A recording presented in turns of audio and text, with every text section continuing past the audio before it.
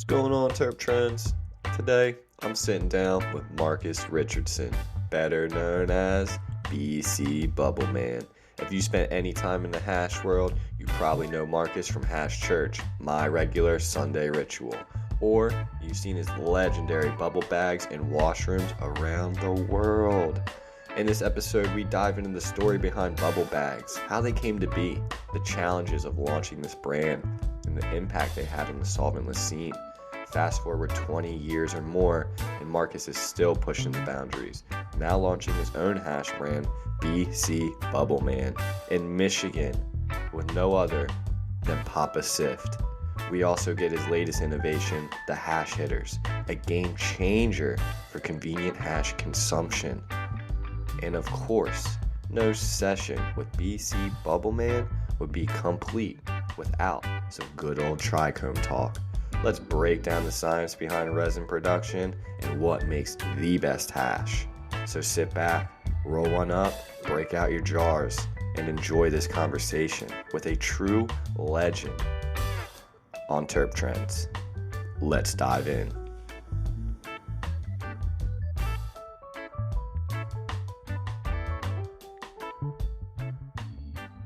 Yeah, well, thanks for having me on, dude. Thanks for being a part of the journey. It's the hash community was a very different community when I got involved and started, not even really realizing what I was doing, but I was definitely being moved on the board almost by a higher power. It could have been my own manifestation. It could have been the collective consciousness. You could call it God. You could call it whatever you want, but it was definitely very unique in the way I had to, it's like difficulty, right? The best your happiness lies on the other side of difficulty. And so many people are afraid of difficulty that they never find their happiness. It's kind of like your happiness is also on the other side of your fear.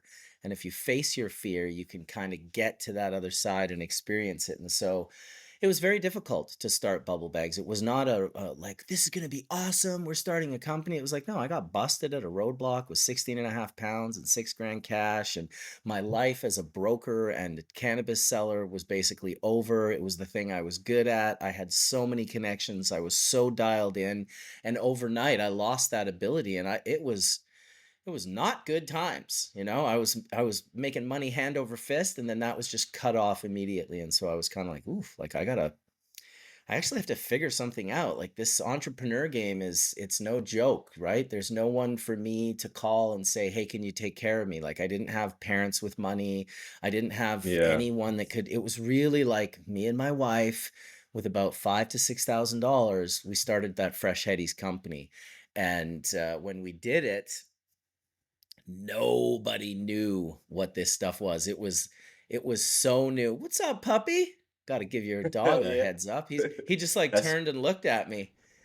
Yeah, dude, that's Carm. She's the co-host. Okay, well, sorry for calling you a he there. Oh, But she's yeah, good. just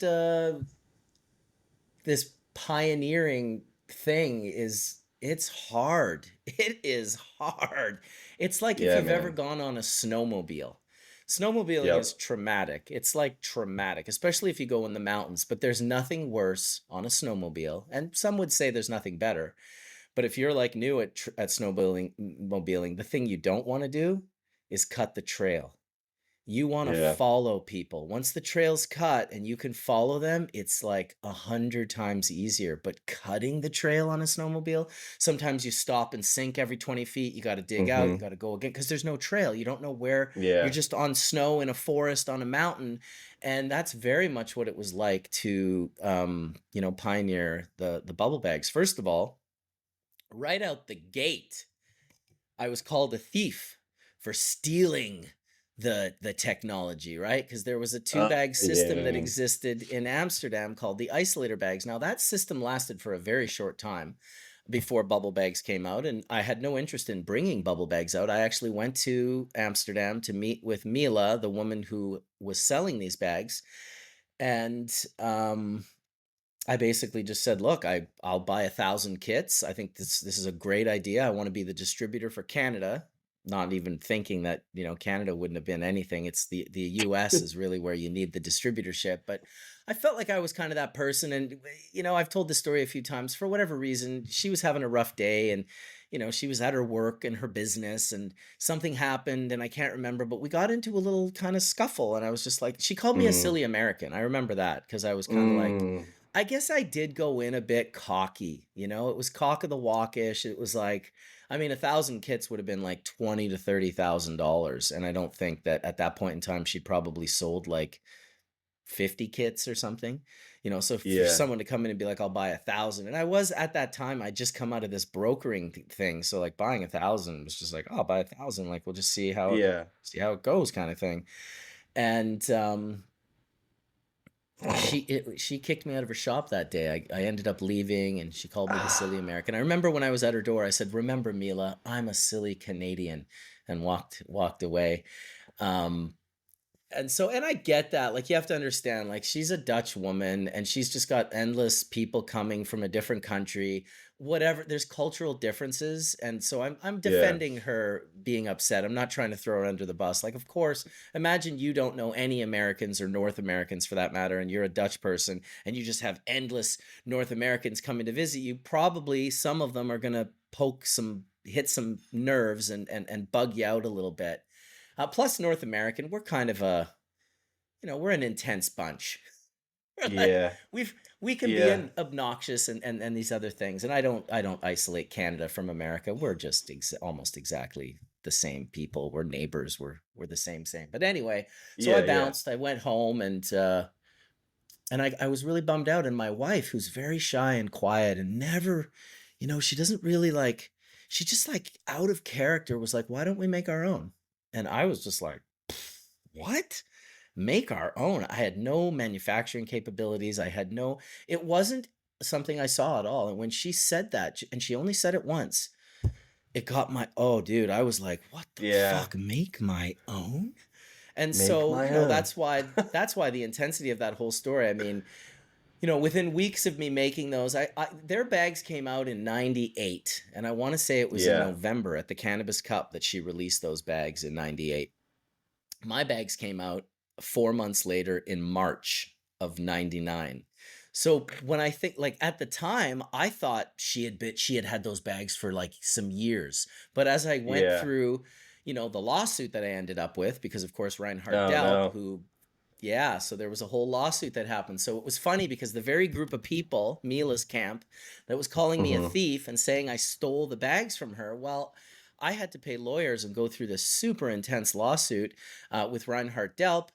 And I had to, learn about what had happened. So I had to investigate what had happened. And so I got in touch with Skunkman Sam and Rob Clark, who had done the Sadhu Sam water extraction. And Skunkman Yeah. Sam told me about Neville and how Neville told him about water extraction and that resin sinks in water. And he was like, who told you that? And he was like, it was an unknown American that was just up from America visiting Holland that told me this. He thought the guy was from California. Huge surprise that the fucking Yeah. water extraction would come from the center of the cannabis universe, California. Mm-hmm. Mm-hmm. Anyway, that was the history I had learned, but I didn't know the isolator history. So I learned through disclosure and through investigation of my lawsuit that um, Mila had signed a contract with Reinhard Delp for this ice cold extractor, and it was basically like a metal conical brewery reactor. Yeah. Yeah. And you just mixed in it with a linear actuator. It was a long linear actuator, and at the bottom of the cone, you put this sort of glass piece underneath, and there was like a piece like this that was glass, and you could see the different colors of resin. So he wasn't Oh, separating them cool. based on their Yeah. micron diameter. He was separating them based on their maturity, creating a whole other profile. Really cool concept. That's However, cool. the machine was at Mila's. She probably had signed this contract a day or a week. Only she really knows, and she's never really spoken about this. She's never come out and said what I'm saying is false, but she's never really told her side of the story. And she's Yeah. older now, so she probably just doesn't really give a shit about it. But at the time, man, her and her camp made my life hell. and called me a Yeah, man. thief. And they'd come and kind of, sometimes they get people that loved that camp would come over and be threatening. So it was kind of a heavy thing. Like, this is how I'm releasing my product. This is how I'm looked at now in Amsterdam. I had, guys like Aryan and other people that really kind of had to kind Mhm. of keep their distance a little bit on behalf of their love for Mila. I mean, Soma himself told me straight up. I'd go over to his house, and he said, "Hey, when Mila comes over, I take your bags down and I hang the isolator bags." And that even caused crazy drama because he made a bunch of hash with my bags, gave the pictures to Kyle Cushman. This was early on, 2003. Kyle posted them in High Yeah. Times magazine on an article for me, and Mila lost her mind because she said those were Mm. Soma's pictures and Soma uses only my bags. But in reality, he was actually using my bags, but he didn't want to upset. So it was, I used to get calls Yeah. from editors of magazines, and they'd be upset with me and be like, dude, like, I just got off the phone with Mila. She yelled at me for an hour and a half for posting your pictures and your stories. And so it was a real thing that I had to go through. And through the court case, I eventually learned how the bags were invented, which was basically Mila had invited this guy, Mark Rose, who's been my manufacturer for probably 19 or 20 years, maybe more, maybe 22 years now. And he brought his friend Eldon. And Mark and Eldon, Mark lived in Nepal, and Eldon was kind of this hash smuggler guy over the years that would bring hash from India and Nepal to Amsterdam. And they were at Mila's house. Mark was good friends with Mila. He lived close to her hemp hotel near the Leidseplein, very close actually. And so they were looking at this thing, and Eldon goes, he looks at it and he goes, two nylon bags in the shape of a 5-gallon bucket with separate screens on the bottom, and you have the exact same thing. And it was kind of like, and then Mark Rose was like, yeah, we're isolating the resin. We're isolating. It's the isolator. So Mark Rose names the bags.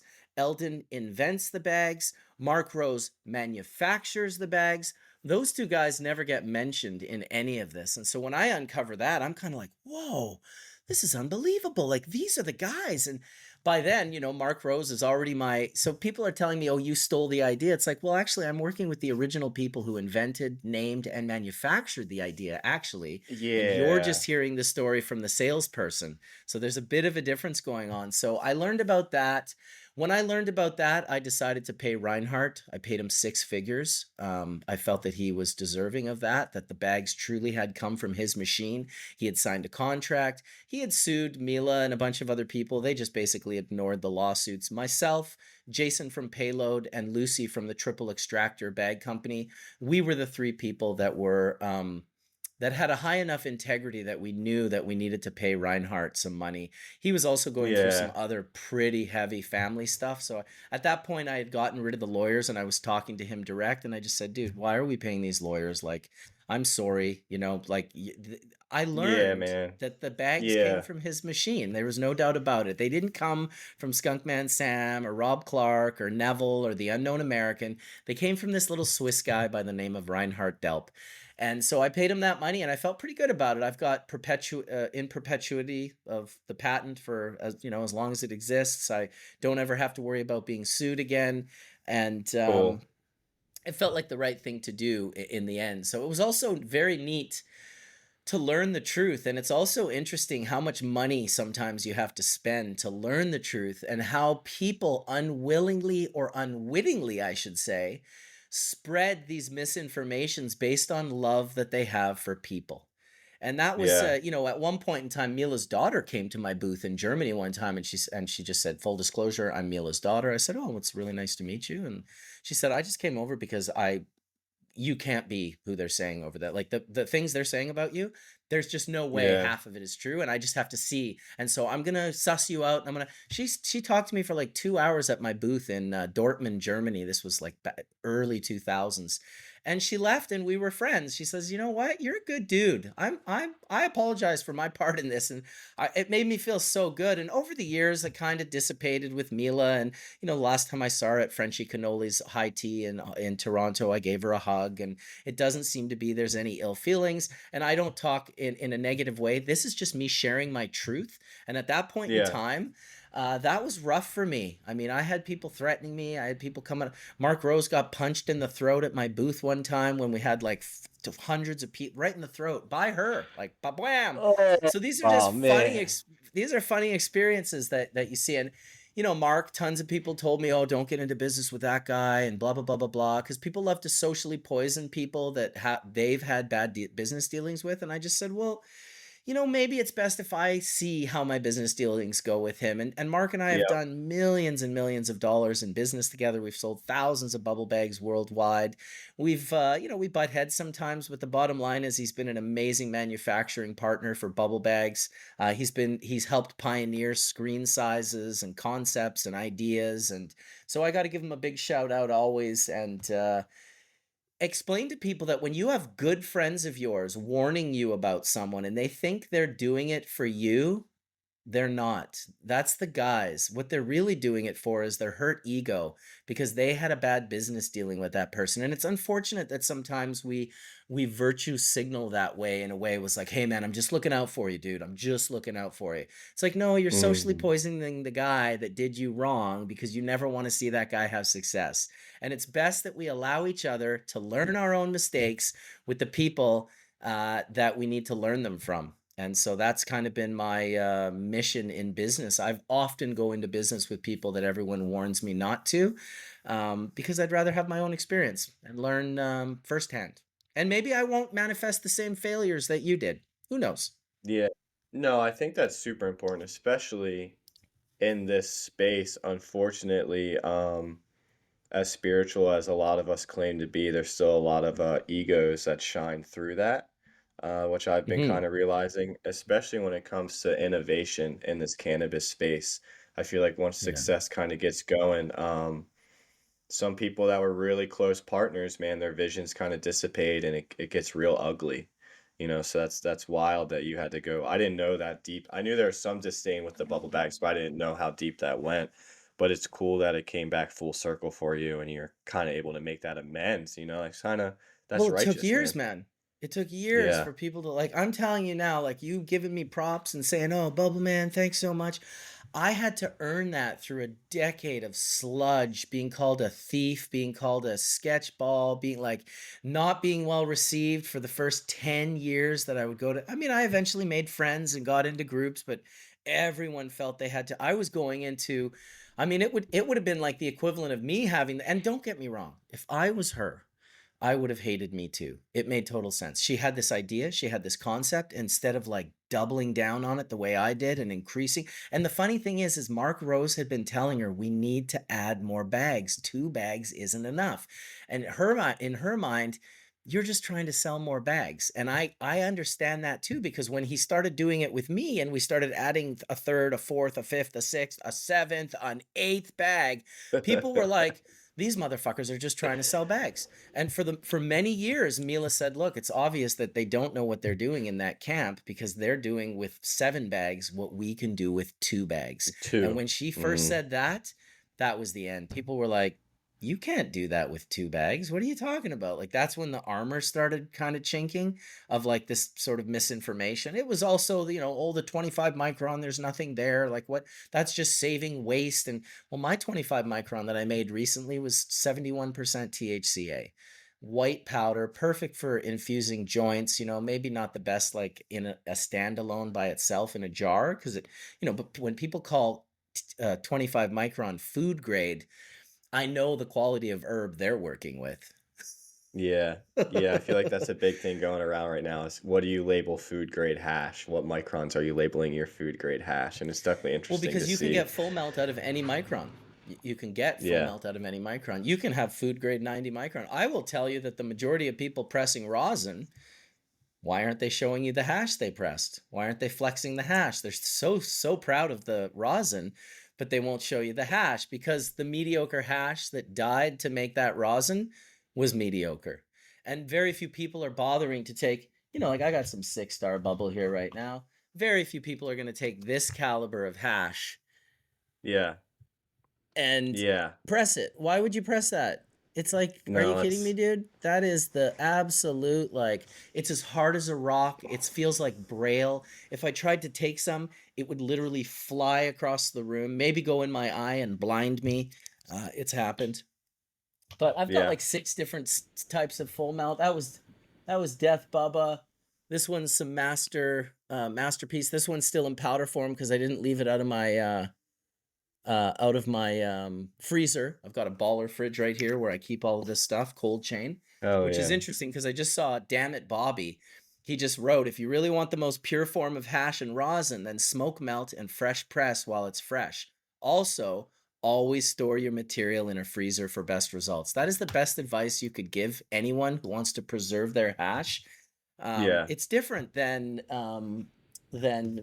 curing hash. You know, when you've got like this style hash, which is like Yeah. Afghan hash, this is like a kilo of the Mazari Sharif. This you can allow to just cure and just look at that kilo It's brick. I can just beautiful. bend right in half. It doesn't crack. It doesn't break. I mean, the plastic's cracked, but the hash itself's not cracking at all. It Yeah. is. This episode is brought to you by Waddle, the world's fastest and easiest way to review and track your medicinal cannabis products. Waddle offers batch-specific reviews, so you'll know what to stash or what to trash. It's exclusively available for Pennsylvania medical cannabis patients. Waddle helps you take the guesswork out of your cannabis journey and ensures transparency with the verified product tracking. Download Waddle now on iOS or Android. That's WODL, and take control of your cannabis experience today. Oh, just the cheese, my friend. So different hashes, that's the kind of hash you want to leave out and cure, allow the majority of the monoterpenes and other things to off gas, and then it creates this very peppery sort of sesquiterpenoid beta caryophyllene style, what we know as the smell of hash. Totally the opposite for full melt bubble. We're preserving that shit as deeply as we can, and cold supply chain is important for that. Yeah, one thing I've been dabbling with is like I'll take out the jar that I want to flavor for the day or a couple of Hmm. them and I'll like take it out and put it aside and I'll put the original jar back in the freezer. Like I don't like constantly having to open my main jars just to Yeah, of get course. something that I'm using. You know what I mean? Yeah, that's Um why all of mine are in little 1 gram jars. It's yeah, exactly why. yeah.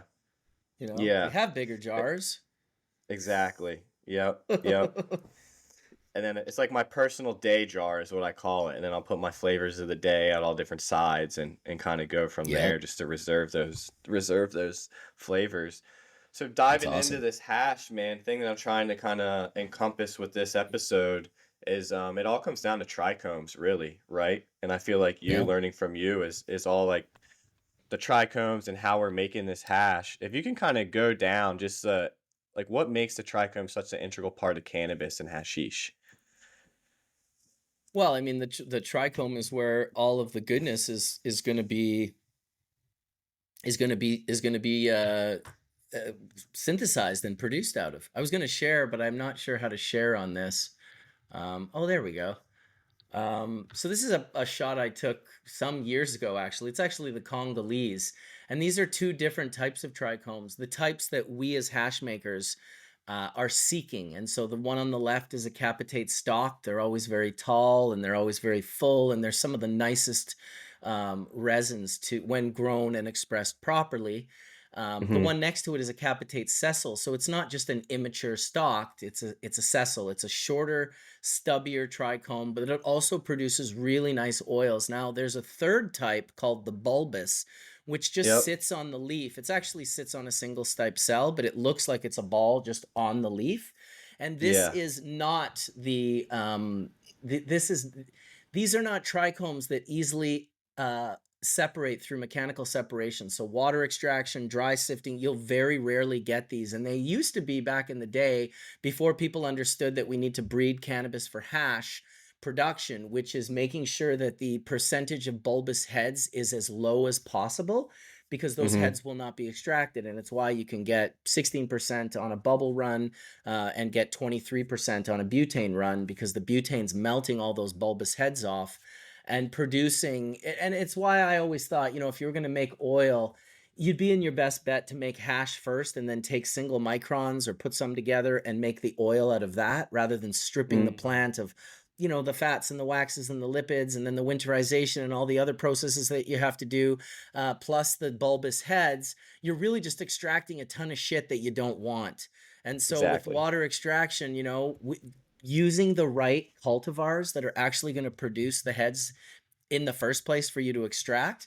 And then it's not just about extracting heads, unfortunately, because it can also be um the what's in the heads. So it's like, okay, like you went and picked a bunch of apples off the apple tree and you've got pure apples and it looks amazing, but then you bite into it and it's a soft apple. It doesn't have the crunch, it doesn't have the terps, it doesn't have the so the most important part before you've even done the extraction is what genetics were used, and were those stable genetics with proper gene synthases that were turned on, and was that plant allowed to sequester the components that it requires to express the terpenes and aromatic volatile compounds that it needed to, that it had gene synthesis present for.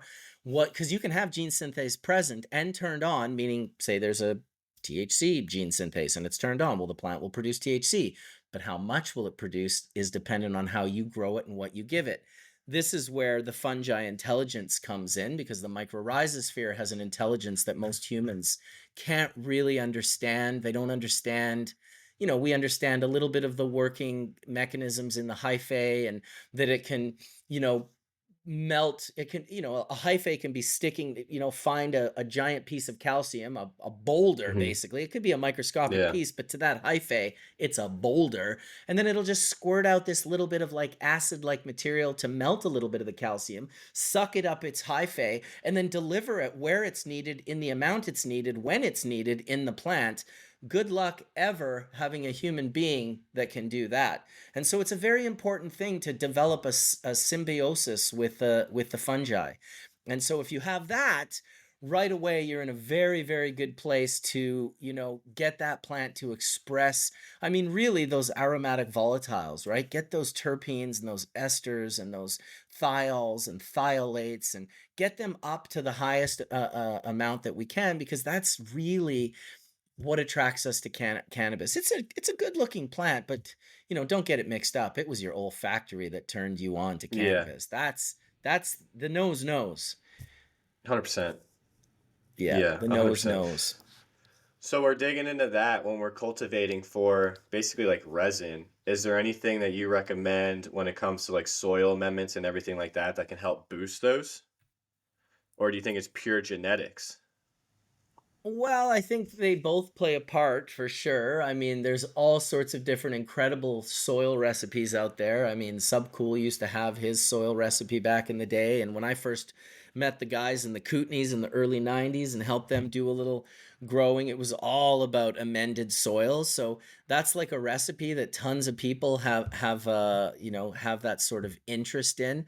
Humic acid is a good soil amendment. It allows nutrients to be, brought up easier.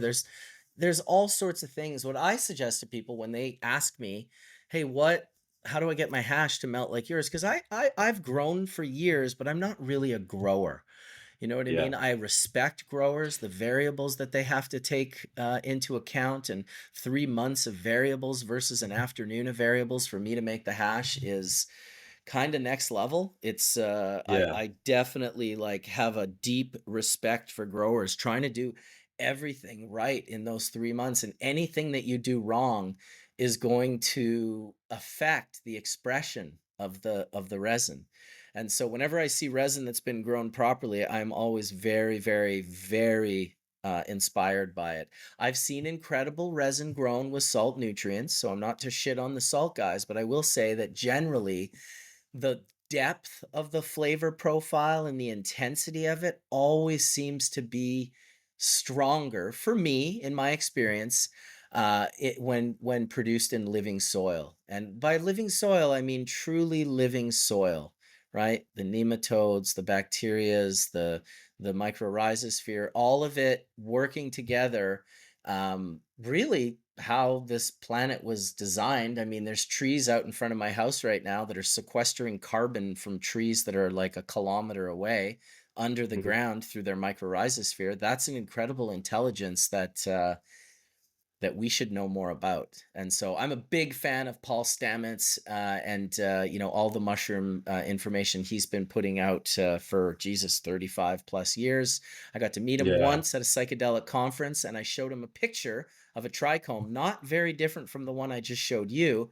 And I asked him to identify the mushroom, and man, I'll tell you, I had him well stumped for about 5 minutes until I finally said, "Look, Paul, it's a glandular trichome on a cannabis plant." And then he was like, "Oh my God, like, whoa." He was stumped. Like, I stumped him. I guarantee to this day, he tells that story and he remembers that. We ended up talking for a little bit and realizing we were both mutual friends with Robert Connell Clark, who was, of course, the author Nice. of Marijuana Botany and Yeah. hashish. So I got to kind of connect with him a little bit on that level. But yeah, anytime I can learn about fungi intelligence, anytime Paul's speaking, Merlin Sheldrake has an incredible book right now called Entangled Life, I believe, The Entangled Life.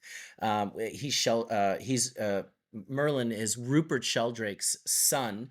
Rupert Sheldrake is the biologist who came up with morphogenetic resonance theory, which is kind of like, how does your dog know you're coming home before he can see you or hear you, but she Mm. knows you're coming home? And now they're noticing plants can do this. And so this morphogenetic resonance theory, Rupert flipped biology upside down on its head when he wrote the book, How Your Dog Knows When You're Coming Home Before You Get Home. Anyway, he was good friends with Terence McKenna and Ralph Abraham, who was the fractal Nice. mathematician. Oh So yeah. Ralph and Rupert and Terence have an incredible book called Trialogues at the Edge of the West that they wrote in the 90s that you know these are all just books I say that have inspired me, that if you want to really like get something good out of this podcast, like go check out the books I just mentioned, because Yeah.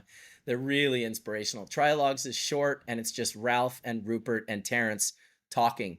That's it. It's just dialogues of them throwing cool ideas and concepts out, and it's nice to listen to because A, they're extremely intelligent men, and B, they're just the specialization of fractal mathematician, biology, and psychedelics is it's a good combination. Yeah. Yeah, that's a pretty powerful narrative or conversation to get into for sure Yeah, between those two. That would be absolutely. sick. Yeah. That would be sick, man. So you being someone that's definitely seen a lot of hash, made a lot of hash, now we have this whole wave of hash makers. What are some important factors that you think they should consider when they're processing their trichomes and their dried hash? Well, I mean, it's a good question. It's a sort of tricky question. I mean, I always tell hash makers that your best friend is awareness. And if you can become hyper aware, and that's why chefs make such incredible hash makers. When I'm looking for Yeah. hash makers, if I see Yeah. chef on the resume, I'm going to give that guy or girl a chance, because a chef has this understanding that anything you lack awareness of is a vector for contamination of your final product. And people are going to consume your final product. So the bigger your awareness, all of the top chefs in the world, male or female, have an insane level of awareness, a very, very, very, very high level of awareness. So as a hash maker, it's great. Listen, for the most part, making the bubble hash is a recipe. It's very simple. There's little bits of intuition that can be beneficial from the hash maker's perspective that has a lot of experience when you're putting in biomass and when you're running and how hard you're going to run it. But when you work under someone like me and just get told the recipe, especially in a lab now, because the hardest part and the really only part that hash makers need to pay attention to, and obviously you can muck other things up, but just don't over mix and beat the shit out of it. And don't, that's a big one. Like, over mixing for too long, you're going to just end up with a sludge. But the real main component of water hash, because literally you can put it into a plastic washing machine and it'll wash it for you. Some of the best hash I've ever made in my life was with a two So good. prong cake mixer from Walmart, full melt 6-star all day long. Now you have companies, oh, we're innovating, we're doing this, we're doing that. Well, yeah, my company, Whistler Technologies, has done some incredible things. We've engineered and made the process a little faster and made it so you can, mix more at a time and whatnot. But the real difficult process is drying it. And before Yeah. Fletcher from Archive Seeds came out with the harvest rights and told us all about freeze dryers and lyophilization ovens, everyone had to air dry. And so I took a lot of slack for this too. I came up with a process which was, and I have these boxes still all over my room here. I came up with a process where I would sieve the bubble. I would let it Hmm. fall very thin on like a food grade cardboard, usually a pizza box, because the pizza box I could close, and then I would get no dust, no contamination, no hairs, no. If a kid or a dog or a cat was knocking it out, I'd also usually put them in my oven. I'd close the oven with the 5 pizza boxes in, so that it was also like no one was going to knock it away. And then eventually I started putting it up way high on a shelf in a room with decent, it was cold, but it had good air movement.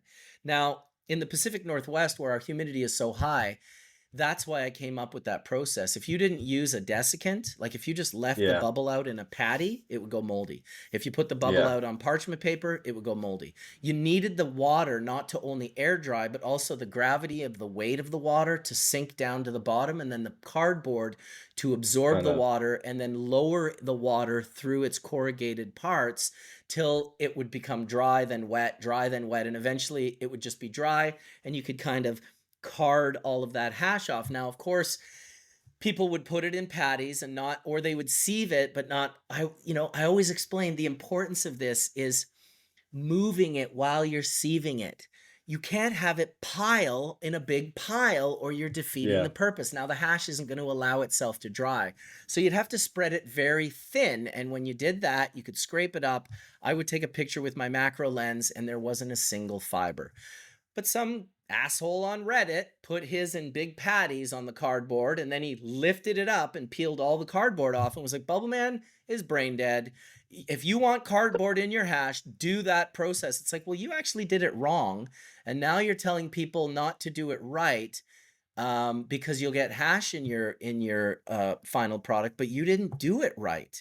And so this was a thing that went on for years. And then it got exasperated when nicotine came out around 2007 or 8. I feel like nicotine sort of hit the scenes. Yeah. It was almost 10 years after me, just to give you an idea. Yeah. Yeah. Yeah. Yeah. And and he coined the term solventless, which was cool. He was trying to explain to people that dabs don't have to just be BHO. And he was doing the Yeah. flags, and he was putting his hash on parchment and then people started doing that in the pizza boxes. And I was like, listen, I'd text him, I'd be like, dude, you can't dry hash that way. And he's like, dude, what are you talking about? My hash is bone dry. Like, you don't need cardboard to dry hash. And we're having this argument back and forth, and we were both But totally wrong. He was in Colorado and I was in the Pacific yes. Northwest. So he's Yes. in the driest, most arid, most fucking, like, you could dry that hash in your pocket swimming in a pool in Yes. Colorado. But you Yep. can't fucking do that in the Pacific Northwest. So he taught me, and I taught him a little bit, I think, about those two things. And we're like, okay, that's like a revelation. And then I realized, whoa, I got to start teaching people different techniques depending on where they live. And it Yeah, got man. even more intense. And then when lyophilization ovens came out, it became this thing where for legal entities, you can't take the chance of having microbials left over in your material. You have to demoisturize the material. And so lyophilization ovens were the scientific ways of doing that. We could monitor the percentage of moisture left in the hash. We could monitor the temperatures of sublimation that we were using on the trays to, turn that moisture into a liquid, which then it would precipitate back into a solid ice inside the freeze dryer. And there's still people, I talked to a group the other day who's specializing in air dried. So you can do air dried if you do it right for a market where you can still pass microbials, yeasts, and mold counts when you test at the lab.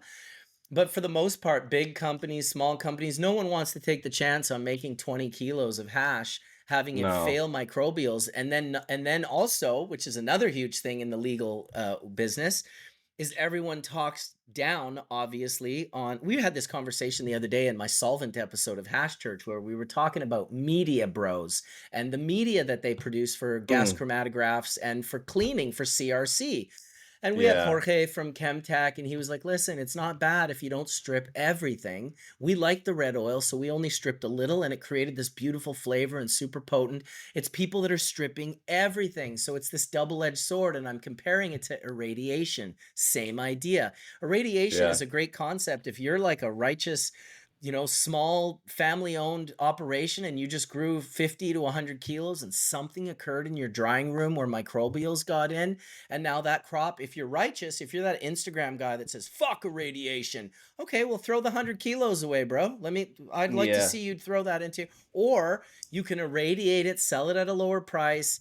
Yes, it's going to affect the terpene content a little bit, but it doesn't turn it into bunk. I can promise you, I've seen it happen. Do I want to do it? No, not at all. I want these double-edged swords to be used for the sharp side that makes sense, which is, oh, we just made 100 kilos of oil and it's a little bit dark. And because we're in a marketplace that doesn't allow people to taste or smell or smoke the Yeah. product, they're buying with their eyes. I can't control that. So if I take a little CRC and I clean that oil up just ever so slightly, now it can sell. Okay, so you're telling me you're so righteous and so against CRCing that you would just throw the 100 keys away? Because this is what you have. You have people who are not in that situation saying they would never do that. And then you have people who are in that situation, and they don't have to necessarily be giant corporations. They can be good people in small companies that are fucked. And if they don't take that Yeah. pathway, they're going to go bankrupt. Now, the flip side of that is bastard monster MOSs. companies, Yeah. MOSs, companies doing that, growing moldy weed because they know they can just irradiate it, Yeah. growing darker oil because they know they can CRC it. So you see the two sides of it. There's one side that's terrible. That's the side that we're all judging. That's like, oh, you bastard, you just grew a whole moldy crop, didn't even fucking care about it, and then just irradiated it and sold it. You're a piece of shit. Versus, man, I've never done this in my life. This is the second crop we've ever done, and we're going to go bankrupt if we don't irradiate or CRC. So those things have a place in the industry, and people are just judging it over here, which I also judge it. But you Yeah. have to understand, what if you were in this situation and you were over here and you weren't a company that grew moldy weed on purpose, but it happened in your room. So it's a real sensitive conversation. We got into it pretty good on Hash Church the other day with the CRC.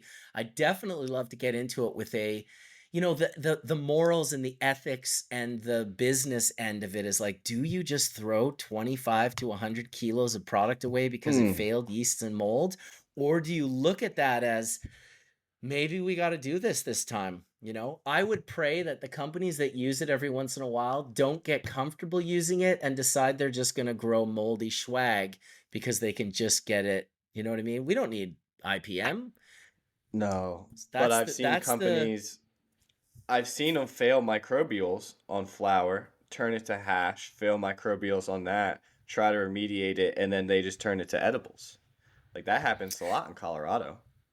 yeah, or They don't oil. even You could remediate take it. it, you could turn it to oil and remediate it. But yeah, that's true. You're not wrong. That's true. And So it's, listen, humans are always going to try and find the shortcut. We'll always try to yes. find the little shortcut. And unfortunately, with shortcuts, someone has to pay for them, Yeah. whether it's you Yeah. paying for it or not. So I'm not by any means promoting CRC and irradiation. But what I am saying is that they definitely have their place as a tool in someone's quiver Yes. of what we're doing. It's the truth. I mean, I had it only happen one time. I made 25 kilos of bubble for a company, a big company here in Canada, and they said, we want to use our own lab. And I was like, ooh, okay, well, whatever, that's fine. They test it and they say we failed microbials, and I say, no, we didn't. I know we didn't, because I swab everything from my ice machine, internal, external, my hoses, my RO machine, all of my reactors, all of my stainless steel, my floors, my ceilings, my walls. I swab everything. So I know there was no microbial content. Well, it slowed us getting paid by 3 months. The lab did an internal investigation and found no failures, or no mistake on their part. And after 3 months, what I did was I sent another sample to the lab under a different name, and it came back clean. And then I sent it to the company and I said, your lab made a mistake. And so after months of this big Hmm. company kind of pressuring Yep. us and kind of being like this and that and this and that, in the end, they shelved that 25 kilos because of that, because of the fail, and they put it on a shelf. And 3 months went by. They're such a big company.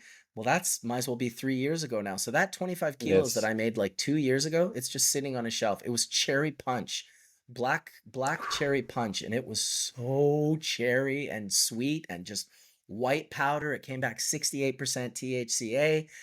It would have been stellar infused joint material. I mean, you could have put this shit in jars and sold it as jar hash. mm, But that's what happens sometimes. So, you get and in the end, they irradiated that hash. They said, we want to irradiate it. I said, well, you can irradiate it, no problem. They wanted us to pay for the irradiation, which I think initially we did. And then we ended up ooh, getting it back when we realized mm, that, listen, we were not the ones that did this. So it's a tough one when you get into the legal market. A lot of the trap lab guys, and I don't say that as an insult at all. I respect all hash makers and all growers, whether they're on the one side or the other side. The law means nothing to me, but you can't compare what you're doing in a trap lab to someone in a legal, federally regulated industry. It is so much more difficult. yeah. Oh I see yeah. guys all the time with their beards and their hats on with their hair Yeah, sticking out, man. and they're just in the room. They might have like gloves on. I'm like, dude, that's not how that works. Like, you can't, Yeah. that is Yeah. a vector for contamination. Like, also, if you've ever seen, and I don't know if you understand the sort of piezoelectric properties of rosin, but rosin can be charged statically, I've been just digging like into all this a resin. lot. Yeah. Yeah, so we can charge the resin, and that's what Hmm. static sift is when we use our hand. But you can also charge rosin. And so I'll show your audience real quick here what I'm talking about. So this is a piece of rosin I made at my lab. You can see both of my Yeti 55-ton pros in the background. And you won't hear me, but basically it says, here we are showing you, if I put my finger close to the rosin, do you see how it moves? You see how it moves? That's statically charged rosin. If I go on the other side, you see how it moves the other way and it tracks itself to my finger? That's not me doing that like with my left hand that's holding the Yeah, like rosin. yeah. That's the static charge of the rosin moving towards my finger. And if I let it go close enough, it would actually stick itself to my finger. So Whoa. that shows the power, and that only happens when you press in parchment. If you press Really? it in your And in your hands, you don't create that same static charge. So obviously that static charge is also Skunkman Sam's technique has been released now. It wasn't released for years, but when I was doing it for 10 plus years with Sam, we were just using our hands. This is my buddy Logan, the Wolverine Dabs hand that I'm about to share. And this just shows that when you rub your hand in a circle on the screen, it creates a static charge on the glove and attracts just the head. So those are pure trichome heads, no stalks, no contamination, and that's just a simple static tech that I used with my hand. And so for those of you that want to see that process, I have a short video of that as well in my lab. It's not great resin, so this video won't show you that same level of resin covered on the hand, but what it will show you is the process itself. So I take the resin, it's a bit clumped up, I put it in a 60 mesh, which is 250 microns, and I use my badger hair brush. This is me doing this work, by the way. 250 microns. I use my badger hair brush to run the resin through the screen so it comes through sieved, and you see I'm doing the same thing as when I sieve it to dry it. I don't want it piling up. Piles cause problems. The thinner I can make it, the better the process is going to work. So now all I do is I take my glove. Hopefully my glove is a little cold. People with warm hands, see how I'm cooling it on the metal table? hmm. Because you don't want it to be warm to the touch, or the resin, if it's pure enough, it'll melt into a liquid. We just Yep. go in a circle, we create the static charge. We are doing two things right now. We're simultaneously pulling heads onto the gloves and pushing contaminant through the screen. And that's why a lot of that resin is disappearing, because it was a low quality resin. You can see it's a little bit of a discoloration. It's not actually green, but the lighting in my lab is so fucking terrible. It looks green. It was actually decent resin, but you see how it wasn't covering the glove. A lot of mediocre resin will look just like that. When you have exceptional resin, the glove will be full like Logan's was. Yeah, that was some baller fucking gem drops right now on your podcast, bro. Dude, that's insane. I can't thank you enough, man. That's so cool to see. Talk about innovation. Yeah, dude. Talk about having fun in the lab. You know, Yeah, that's yeah. that's that's so cool. On top of innovation, something I definitely love to see were these hash hitters that you have coming out because or Dude, already I'm so came it's out you're with psychic. You're psychic, bro. dude. I mean, when I first saw him drop on one your page and then Papa Sift, I was like we just lack a concept to just easily consume sift or just hash, right? I feel like that's why Correct. people aren't doing it a lot. It's Yep. not just easy for them to do. And I try to just advocate to all these PA processors, like we need to get into, finally they have solventless, but we need to get Mm-hmm. into like dry hash because that's like purely what I feel like the essence of it's at. And when I saw those drop, dude, I was so excited for just everybody to experience that. How'd that come about? Well, that came about. First, I brought in a buddy who'd been making these joints, these pure hash joints. The pixie My sticks buddy, or something you called they them were back in the they were day? they they were originally pixie sticks in California. My buddy was making them here in Canada. This is one of them, freshly made in my lab, prior to cure. Once it Dude, cures out, yeah. it looks a lot like more like this is actually a cured version right here. Let me see. Ooh, I almost clicked the leave button. I'm glad that didn't happen. So this is Oh, when it's cured. It's a pure yep. gram of hash, and so I made the deal with my buddy, and we brought him in, and I mean, we gave him a sweet deal, dude. He was the only one making money the whole time we were selling these in Canada, but he deserved it. He was the one that had been doing them for 20 years. Um, and he basically, oh, I wanted to share that. I didn't realize I turned it off. This is just one burning to show you how well it burns all the way down. Blue Yeah. smoke, just beautiful, beautiful product.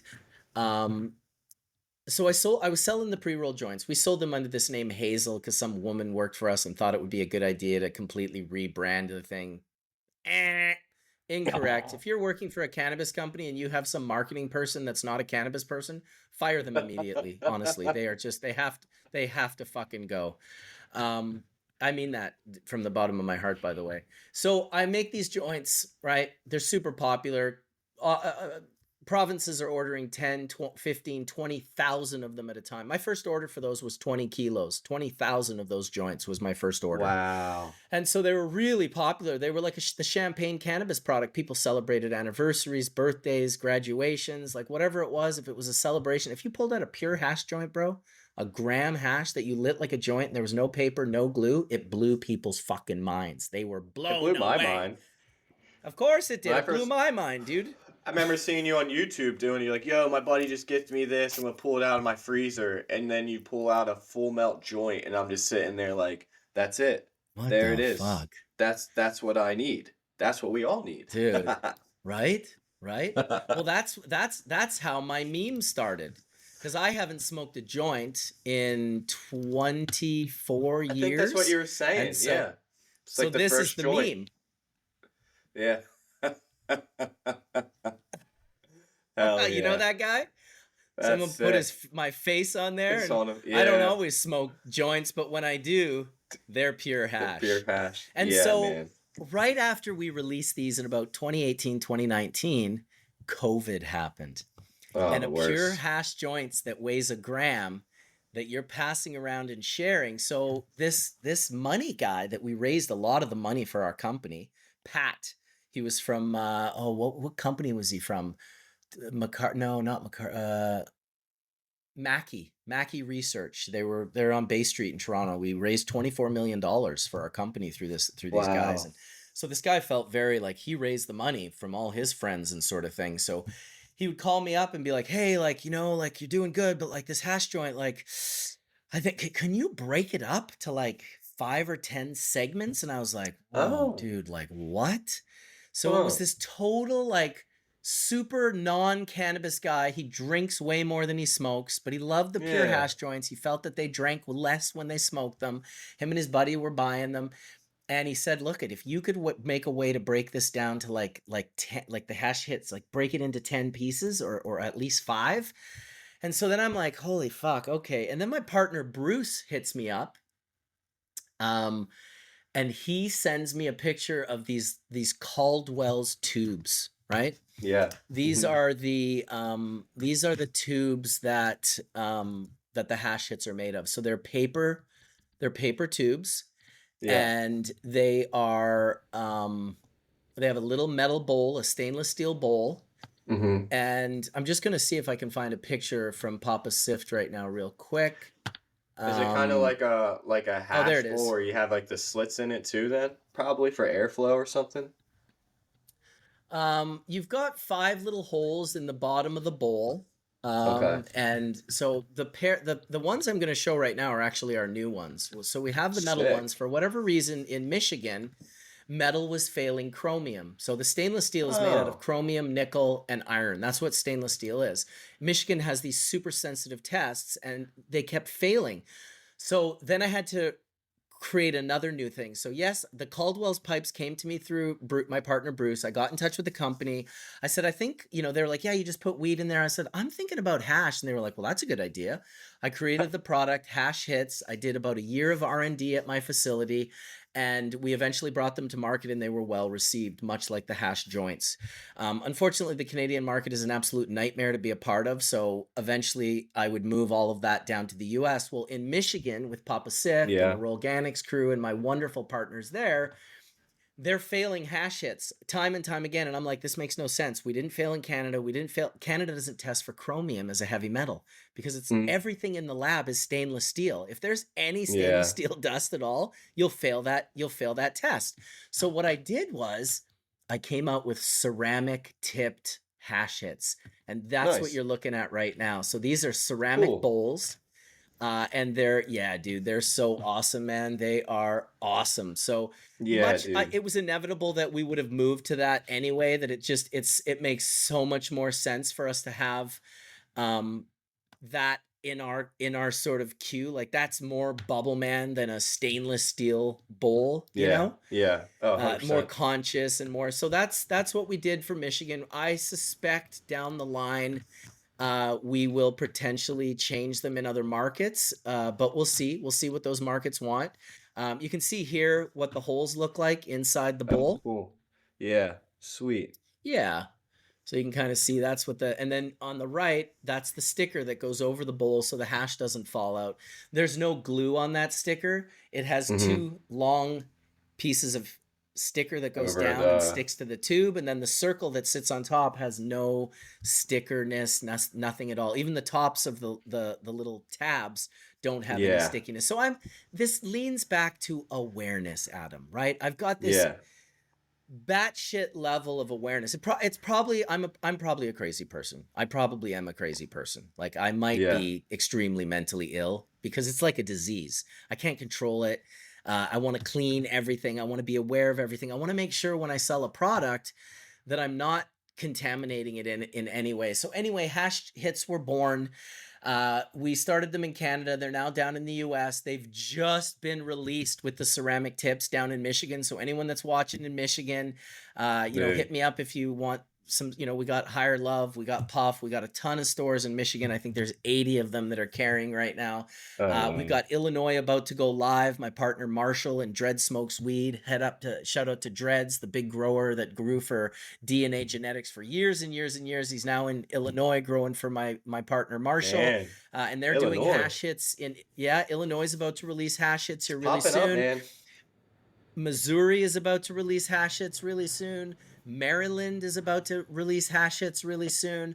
Colorado, New Mexico, these are all places that I have signed deals in, that are going to be releasing hash hits really soon, as well as the rest of the Bubbleman brand. I'd kind of be remiss if I didn't actually, Yeah, talk man. about my brand, because I do, of course, love the hash hits, but I also love bubble hash and full melt dry sift and traditional Yes. hash and live hash Yes. vape pens. And so all of these products are, Papa Sift is just doing an absolutely incredible job. And I can share also, I love to share while I talk, the website that my good buddy and partner Alex has built for me from Rollganic. So he's done an absolutely incredible job here. Might have to make this a little bit bigger to fit it in. So this is bubblemanusa.com. Goes through kind of a little bit of the flavors that we have. Those are that's our live hash rosin pen. That's our cold cure single source solventless bubble hash.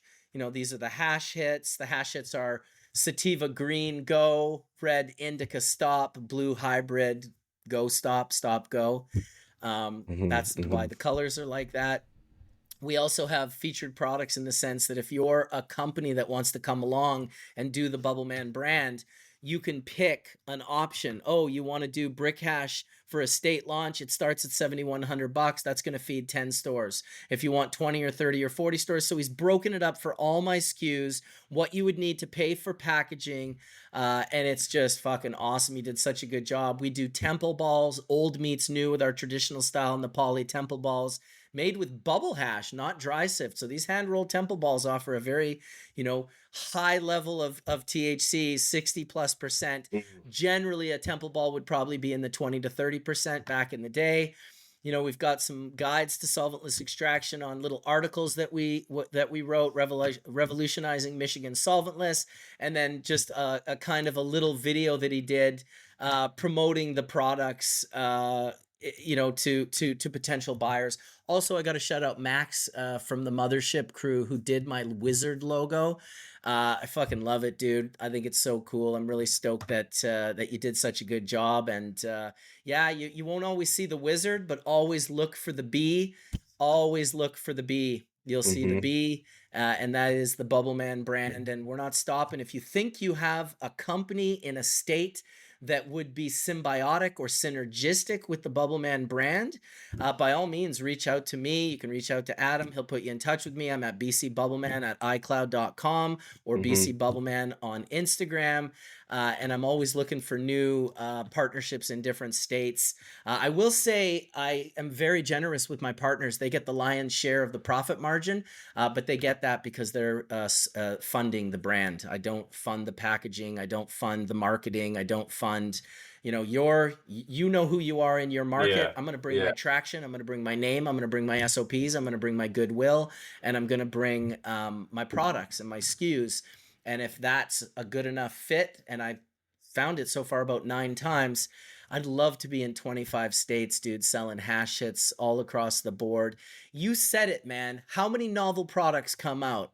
How many actually exist in the cannabis industry? How many people are actually pushing the Yeah. boundary and create? When I sell hash hits into a state and I say you're going to get exclusivity on my brand for all my SKUs, but in particular for hash hits, a Yeah. brand that does not exist, a product SKU that does not exist anywhere else in the No. world, in No. any state, in any market. That's a hard thing to offer. Everyone's got the Yeah. beverage and the gummy and the joint Yeah. and the infused and the Canagar and the bubble and the dry sift and the rosin and the butane and the distillate and the CBD. And on it goes. We all have all of that, but only we have hash hits. Yeah. No, it's remarkable. It's fantastic. I can't wait to Yeah, I get them. love it, dude. I've been trying to get a hold of people. Yo, I need, you know what I mean, when I see it. So I can't wait just for more states to have that available for the people to understand true hashish. Because this live rosin's cool, don't get me wrong, but I love the cured. I love the actual hash, you know. Yeah, no, it's a beautiful thing, man. It's and it's fun. It's a fun sort of journey to go on, and humans, we learn very slowly, and Murphy Murray was saying it on the solvent episode the other day. She's like, dude, every single Nice. new market that comes into play, like Germany or whatever, guess what they're gonna do? They're going to make doo-doo butter with the CO2 extractor. And then they're going to Mm-hmm. make shatter. And then they're going to Mm-hmm. figure out, but they're going to do everything we've already done like 10 times in 10 different markets. And they're going to follow it exactly the same way. They're not going to start with, the full defatted, Gambit. de-waxed, Yeah. like everything proper, live HTE. They're not going to do that. They're going to fall. They're going to climb the ladder, and they're going to hit every rung that they need to hit to get to that top rung. And it just seems like a real pattern with human beings, and it's why we just learn so slow. It's why things like the Holocaust could happen. It's like, holy shit, how are people not realizing this is happening? How are we not like standing up right now and saying, dude, this has to stop? But people get hypnotized and they turn into zombies. And it is a bit of a conversation we're going to be having. I have a new show called Cannabis Journal Club, and I'm doing it with a retired heart surgeon by the name of Dr. David Allen. Brilliant man from Mississippi, just a wonderful human being. The DEA came after this guy hard. They put him in jail for 14 months before his trial. He got off, of course, but 14 months in a federal penitentiary he served while The waiting hell. to fight his trial, all because he was promoting cannabis. So on the Cannabis Journal Club, what we do is we break down intense patents and papers and studies from scientific jargon, and he breaks it down to easy to consume, understandable. What does this patent actually mean?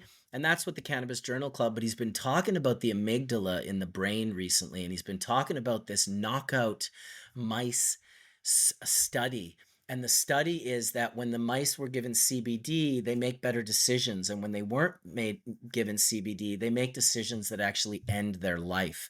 And what they do is they put them in a bowl with milk in it, and on the middle of the bowl there's a little platform, but it's just under the bowl, the milk, so you can't see it. Well, the mice that don't get CBD, they go in a circle until they drowned, and the mice that did goes right to the platform and sits there until he gets let out. And so he's talking about this endocannabinoid deficiency that affects the amygdala and the emotional body and actually helps you make worse choices. So imagine the people that have been promoting cannabis prohibition, these people suffer from endocannabinoid deficiencies, and it's part of the reason why they're so against cannabis, why they're making these totally detrimental decisions to mankind based on this hijacking of the emotional body by the amygdala. So we're going to be talking about that in one of our shows here in the near future, and it is mind bending. The concept of people who don't use cannabis and Yeah. then end up being these like really almost terrible people in the decision processes and why they're so against cannabis, it feeds into this conversation of the amygdala in the brain. Oh, I love it. That's right down my alley. For Right? sure. Yeah, no, definitely. And it's definitely we don't have receptors in our brain for it for no reason. So they that tracks. That's awesome. Well, Marcus, man, I appreciate your time, brother.